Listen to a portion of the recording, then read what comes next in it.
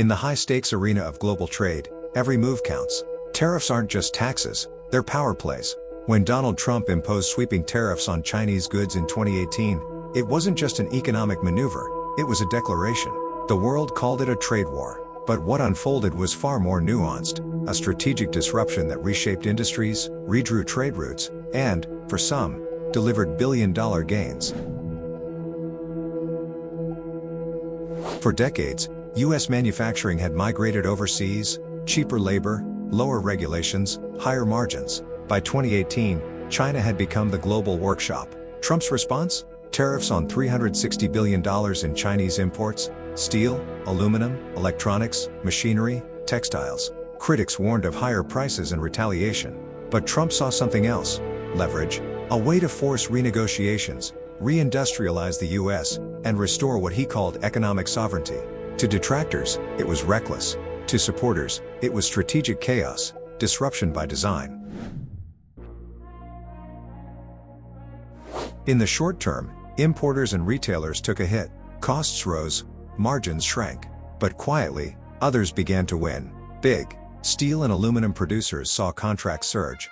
Companies like U.S. Steel, Nucor, and Cleveland-Cliffs reported record quarters as infrastructure projects prioritized American-made materials. Meanwhile, the tariffs triggered something deeper: a manufacturing revival. In places like Texas, Ohio, and Pennsylvania, plants once shuttered came back to life.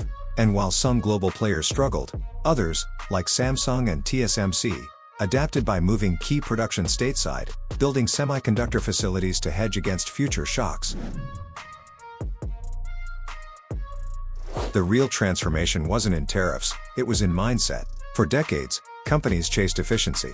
Lowest cost, fastest delivery. But after 2018, risk became the new keyword. Dependence on a single nation, especially one increasingly at odds with Washington, was no longer acceptable.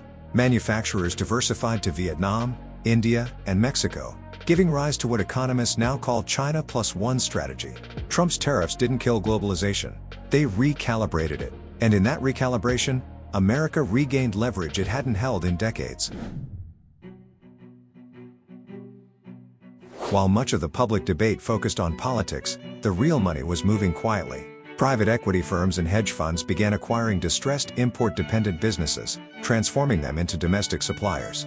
Real estate investors repositioned industrial parks, anticipating a resurgence in U.S. manufacturing. Then came the Inflation Reduction Act and CHIPS Act, injecting hundreds of billions into the same industries tariffs had shaken awake. Semiconductor companies, energy firms, and logistics operators all found themselves at the heart of a new investment cycle.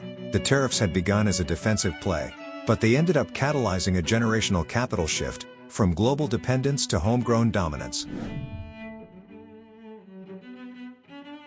Here's the irony: the very tariffs that sparked outrage remained largely in place under the next administration. President Biden didn't dismantle the trade barriers, he built on them. From semiconductors to EV batteries, Washington's message was clear: economic security is national security. Love or hate his methods, Trump's trade policy changed the playbook permanently.